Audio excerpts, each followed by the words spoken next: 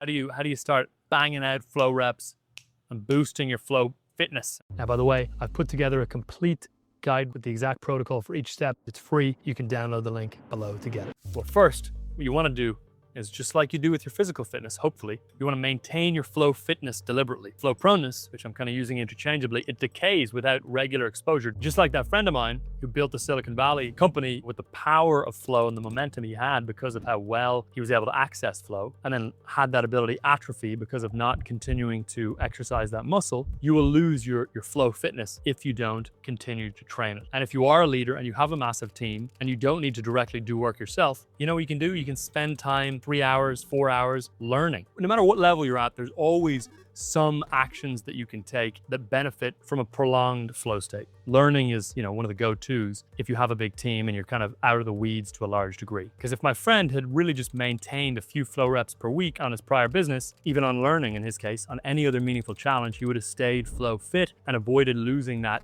year and a half at the beginning of his new venture. So how much of this training do you do? A good benchmark is that you want about 2 flow reps per week minimum, each lasting 120 minutes or more. Now, it's important to think of time spent working in flow, not just as productive for the task you're completing in the moment, but as productive for cultivating the broader capacity of flow proneness. That's the cool thing. You free 2 birds with 1 key, as they say. Okay, the second thing you want to do is prioritize quality over quantity. Only clean flow reps count. Similar to training in the gym, it doesn't really count if you do like some crappy bench press. That's not a real rep. Okay, interrupted or half-committed sessions do not build real flow proneness. Working hard is not the same as performing a flow rep. You may work 16 hours a day every day and never do a flow rep. A session only counts as a flow rep if you are singularly focused, completely uninterrupted, and working long enough for the characteristics of flow that we've talked about. If those come online and the task becomes intrinsically rewarding, then sure, it definitely does count as a flow rep. But I don't want you to mix up working hard all the time with actually getting flow reps done.